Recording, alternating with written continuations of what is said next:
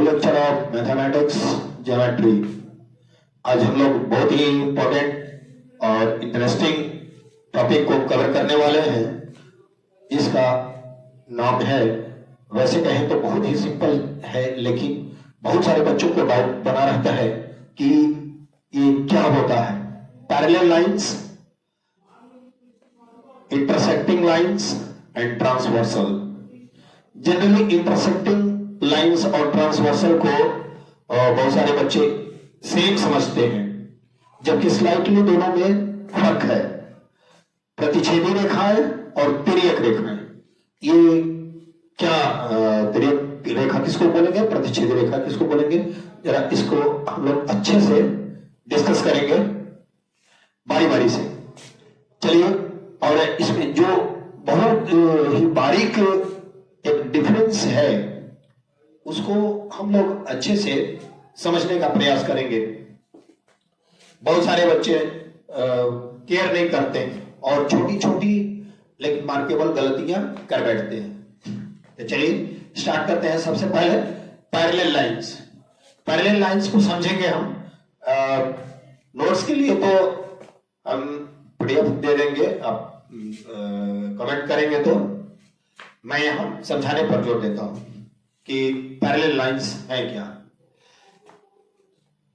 एक ही तल में, किसी निश्चित तल में दो रेखाएं इस प्रकार से हों कि वे एक दूसरे को कहीं भी प्रतिच्छेद न करें, एक दूसरे को नहीं काटें, तो उन्हें आपस में समांतर रेखा कहते हैं। मान लीजिए कि एक हमारा एक प्लेन ले लिए, जैसे ये व्हाइट बोर्ड है, प्लेन है। इस प्लेन में कोई भी दो रेखा मान लेते हैं, एक रेखा L है, एक रेखा M है। एक लाइन L है, एक लाइन M है। लाइन के बारे में तो हम लोग ऑलरेडी पहले पढ़ चुके हैं कि लाइंस क्या होते हैं, कि ऐसा ज्योमेट्रिकल शेप जिसका कोई एंड पॉइंट नहीं हो और जिसमें केवल यूनिट डायमेंशन हो, एक ही सिंगल डायमेंशन का हो, यानी लंबाई है, सिर्फ लंबाई है, ओनली लंबा लेंथ जिसमें हो, इसमें विड्थ या ब्रेड्थ नहीं हो, तो उसको लाइन कहते हैं। तो लाइन, और उसको रिप्रेजेंट सिर्फ हम लोग रिप्रेजेंट करते हैं ऐसे एरो का मार्क देकर। लाइन को हम लोग ड्रॉ नहीं कर सकते हैं, यानी उसकी पूरी लेंथ को ड्रॉ नहीं कर सकते हैं, क्योंकि ये इनफाइनाइट होता है। तो हम अपने प्लेन में एक ऐसा लाइन ड्रॉ करके और उसके दोनों तरफ एरो का मार्क लगा देते हैं, जो कि ये डिनोट करता है कि ये लाइन है। तो ऐसी दो लाइन जो कि एक दूसरे को कहीं भी इंटरसेक्ट ना करे, कितना भी इसको आगे बढ़ाते जाए, प्लेन हमारा जहां तक है उसके आगे तक भी कहीं भी जाने पर ये एक दूसरे को कहीं भी टच ना करें, तो उसको हम लोग कहते हैं पैरेलल लाइन। एक और फीचर है इसका कि समझने का, कि इन दोनों के बीच का जो परपेंडिकुलर डिस्टेंस होता है, परपेंडिकुलर डिस्टेंस, मान लेते हैं कि ये जो डिस्टेंस है, अगर यहां हम लोग मेजर किए तो मान लेते हैं कि अगर x डिस्टेंस आया, यहां मेजर किए तो यहां भी हमारा x ही डिस्टेंस आया, यहां मेजर कर रहे हैं तो यहां भी हमारा x ही डिस्टेंस आया, यहां मेजर कर रहे हैं तो x ही डिस्टेंस आया। इसका मतलब कि किसी भी पॉइंट पर हम परपेंडिकुलर डिस्टेंस मेजर करें तो वो बराबर ही आएगा। थोड़ी देर के लिए एजम करेंगे 10 सेंटीमीटर का है अगर डिस्टेंस इन दोनों लाइन के बीच में, तो यहां भी 10 सेंटीमीटर, यहां भी 10 सेंटीमीटर, यहां भी 10 सेंटीमीटर, यहां भी 10 सेंटीमीटर। इसको आगे बढ़ाने पर उसी सीध में अगर आगे बढ़ाते जाएं तो जहां भी पहुंचे सब जगह 10-10 सेंटीमीटर का ही डिफरेंस रहे, दोनों के बीच में डिस्टेंस बना रहे, तो इन दोनों लाइंस को पैरेलल लाइन कहेंगे। तो एक समझने का तरीका हो गया कि दोनों लाइन के बीच में बराबर डिस्टेंस बना रहे। जैसे हम लोग ट्रेन से ट्रेवल करते हैं तो ट्रेन से ट्रेवल करने के दौरान हम देखते हैं कि हमारी ट्रेन जो लाइन जिस पटरी पर चलती है, लोहे की पटरी पर, तो उनके बीच का जो डिस्टेंस होता है वो हर जगह बराबर होता है। ठीक है, तो उन दोनों पटरियों को हम लोग एज्यूम कर सकते हैं कि दोनों ही पैरेलल होती हैं, क्योंकि दोनों के बीच का डिस्टेंस सदैव ही बराबर होता है, इसलिए दोनों पैरेलल होती हैं। हाँ, तो एक ये समझने का तरीका हो गया। एक समझने का ये तरीका हो गया कि दोनों को आगे या पीछे कहीं भी बढ़ाने पर एक दूसरे को टच नहीं करती हैं। दूसरा हो गया, एक और तरीका हो गया समझने के लिए, वो हम कह सकते हैं कि ऐसी दो लाइन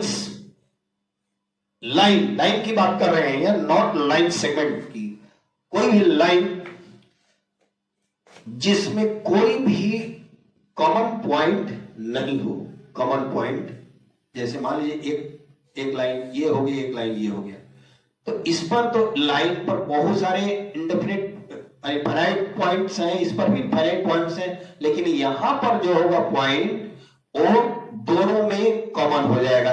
ये जो पॉइंट है एज्यूम करें O, तो इस लाइन पर भी है O और इस लाइन पर भी है O, इसको L कहें, इसको M कहें, तो L पर भी है O और M पर भी है O, तो O जो हो गया वो कॉमन हो गया, उभयनिष्ठ हो गया। इसलिए हम लोग इनको जब कॉमन पॉइंट कोई हो गया तो इनको पैरेलल नहीं कहेंगे, इनको क्या कहेंगे? इनका इंटरसेक्टिंग लाइन कहेंगे, जो कि हम लोग आगे डिस्कस करेंगे। तो तीन नजरिया हो गया हमको पैरेलल लाइंस को समझने का, कि ऐसे किसी तल में स्थिर वे दो रेखाएं आपस में पैरेलल होती हैं, चाहे पैरेलल कही जाती हैं, जब उनके बीच में कोई भी कॉमन पॉइंट नहीं हो, चाहे कोई पॉइंट कॉमन नहीं हो, या दोनों के बीच का परपेंडिकुलर डिस्टेंस जो है वो बराबर रहता हो, चाहे उनको आगे या पीछे कितने भी बढ़ाया जाए तो एक दूसरे को इंटरसेक्ट नहीं करें। तो ये तीन तरीका हो गया समझने के लिए पैरेलल लाइंस को। तो अब चलिए आगे बढ़ते हैं इंटरसेक्टिंग लाइन के बारे में। ये आपको पैरेलल लाइन समझ में आ गया होगा। पैरेलल लाइन में दो मुख्य बात पर ध्यान देना है कि तल एक ही हो, ये कहना बहुत जरूरी है। नहीं तो ऐसे भी हम लोग अगर कहें कि भाई दो लाइन है, एक ये ऐसे लाइन हो गई और उसके बगल में एक खड़ा डंडा ऐसे रख दिए, एक बड़ा डंडा ऐसे रख दिए, एक खड़ा डंडा इधर रख दिए उससे अलग हटके, तो क्या दोनों एक दूसरे को टच तो नहीं कर रहा है? कितना भी आगे पीछे बढ़ाएंगे तो टच नहीं करेगा। तो इसका मतलब क्या हुआ कि वो पैरेलल हो गए? नहीं, एक ही तल होना जरूरी है। ये कहना जरूरी है कि एक ही तल में स्थिर दो रेखाएं समांतर कही जाती हैं यदि उनके बीच की लंबवत दूरी सदैव समान हो। ठीक है, यह डेफिनेशन हो गया। तो आगे हम लोग देखेंगे इंटरसेक्टिंग लाइन। ठीक इसके अपोजिट हम समझ सकते हैं कि इंटरसेक्टिंग लाइन क्या है। एक लाइन ये समझ लिए, ले लिए, और एक लाइन ये ले लिए। तो जैसा हम लोगों ने पीछे देखा था पैरेलल लाइन के केस में कि दो लाइंस L और M ये इंटरसेक्टिंग लाइन कही जाएंगी कब? यदि उनके बीच का जो परपेंडिकुलर डिस्टेंस एक बराबर नहीं हो। यहां पर मेजर करेंगे तो यहां पर कुछ और होगा, ज्यादा होगा, यहां कम होगा, यहां कम होगा, यहां। हाँ, अगर इसको हम आगे बढ़ा दें इसी सीध में आगे बढ़ा दें तो यहां आकर एक दूसरे को काट देंगी, तो उनको इंटरसेक्टिंग लाइन कहेंगे। और जब कटेगी तो यहां पर एक पॉइंट ऐसा मिलेगा जो कि दोनों लाइन में कॉमन हो जाएगा, दोनों लाइंस में उभयनिष्ठ हो जाएगा। तो इंटरसेक्टिंग लाइन किसको कहेंगे कि एक ही तल में स्थित वे दो रेखाएं प्रतिच्छेदी कही जाती हैं यदि वे एक दूसरे को किसी एक बिंदु पर काटती हो। ठीक है, किसी एक बिंदु पर काटती हो या काटती हुई प्रतीत होती हो, ये भी बात है। जैसे कि पहले हमने बनाया था कि एक लाइन ऐसे बना दिए, एक लाइन ऐसे बना दिए, तो भाई ये तो एक दूसरे को काट नहीं रही है, लेकिन जब लाइंस हैं तो आगे बढ़ेंगी तो कहीं ना कहीं जाकर एक दूसरे को कट कर देंगी। तो इस तरह से ये इंटरसेक्टिंग लाइन कहलाएंगी। तीनों नजरिए से हम देखते हैं।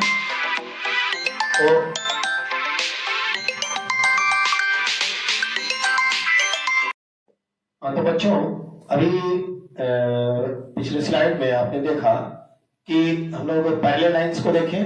पैरेलल लाइंस क्या है कि एक ही तल में स्थित, एक ही तल में लाई करने वाली दो रेखाएं जब इस तरह से हो कि वे एक दूसरे को कहीं प्रतिच्छेद न करती हो और जिनके बीच का परपेंडिकुलर डिस्टेंस सदैव एक बराबर होता है, तो उनको पैरेलल कहा जाता है। ठीक इसके opposite, two lines are said to be intersecting if the perpendicular distance between the two lines are not same। तो जब दोनों के बीच की परपेंडिकुलर डिस्टेंस सेम नहीं होती है तो उनको इंटरसेक्टिंग कहा जाता है। यानी जैसे हम लोग एग्जांपल में लेंगे कि एक एल लाइन है, एक एम है, दोनों एक दूसरे को ओ पर इंटरसेक्ट कर रही हैं, तो इंटरसेक्ट करने से एक पॉइंट ओ ऐसा मिल जाता है जो कि लाइन एल पर भी है और एम पर भी है, तो एक कॉमन पॉइंट मिल गया, तो ये इंटरसेक्टिंग लाइन हो गया। पैरेलल लाइंस में ऐसा कोई भी पॉइंट कॉमन नहीं था जो दोनों लाइन पर पड़ता हो। तो इस तरह से हम लोग दोनों लाइंस के अंतर को समझ गए। अब नेक्स्ट वन, ट्रांसवर्सल, यानी इसको हिंदी में तिर्यक रेखा कहते हैं। ये क्या होता है ट्रांसवर्सल? कि जब किसी दो लाइंस को, कोई दो लाइंस को, एक दूसरा हम लोग फिगर ड्रॉ करते हैं,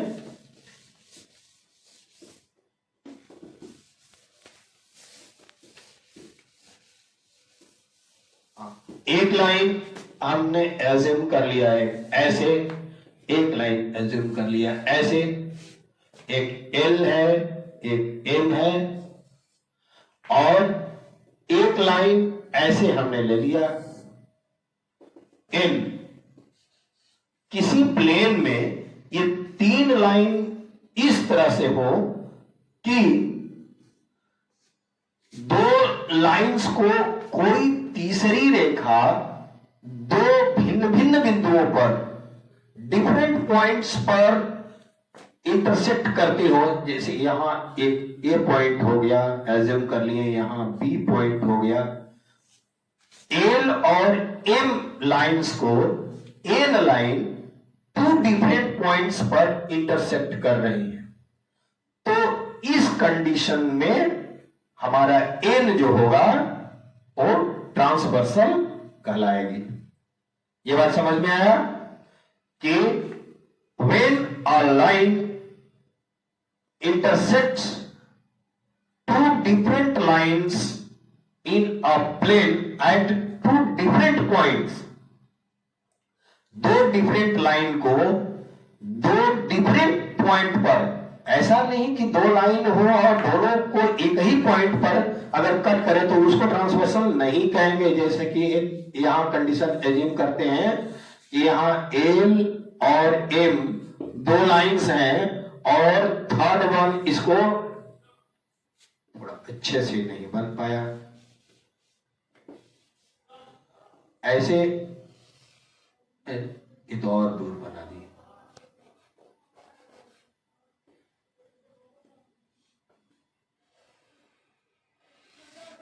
अगर ऐसे कट करती हो तो यहां ऐसा है कि ये कोई पॉइंट ओ है ओ पर एल और एम लाइन को एन ऐसी जगह काट रहा है कि एक ही पॉइंट पर काट रहा है दोनों को। जो ओ पॉइंट है ओ कॉमन है एन एम और एन तीनों में, यानी एन लाइन एल और एम दोनों को एक ही पॉइंट ओ पर कट कर रहा है, तो इसको एन को ट्रांसवर्सल नहीं कहेंगे। N in this case N is not a transversal, but इन ट्रांसवर्सल को समझने के लिए बहुत अच्छा कंडीशन हम लोगों ने यहां लिया है कि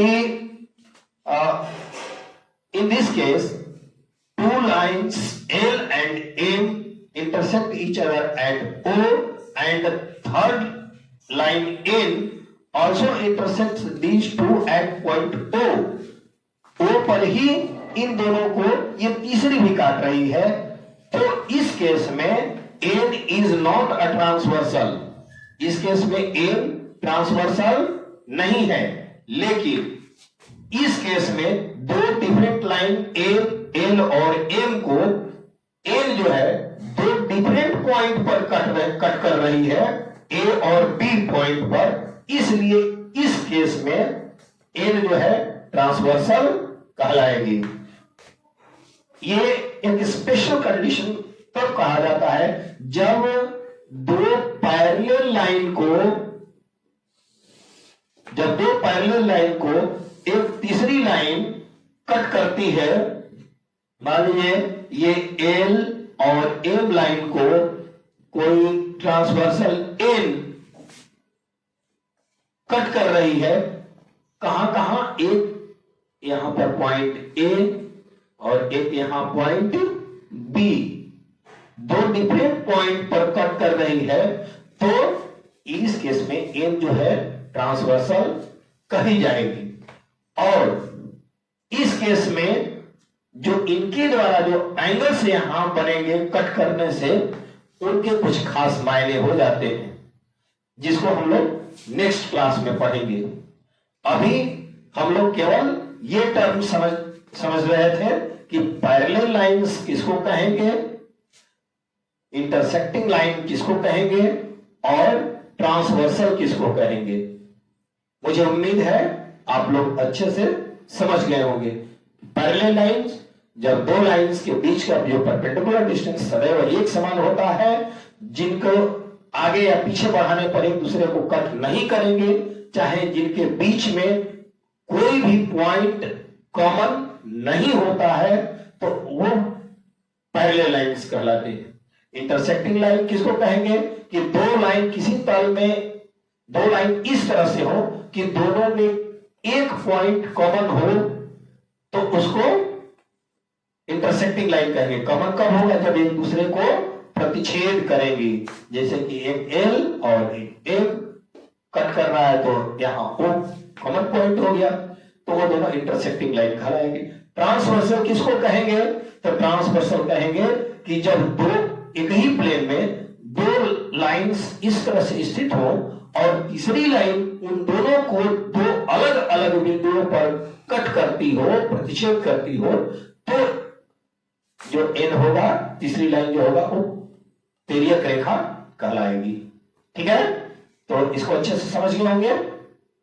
नेक्स्ट क्लास में हम लोग कोणों के संबंध के विषय में पढ़ेंगे, एंगल रिलेशन के बारे में पढ़ेंगे बारे में। तो तब तक के लिए बच्चों धन्यवाद।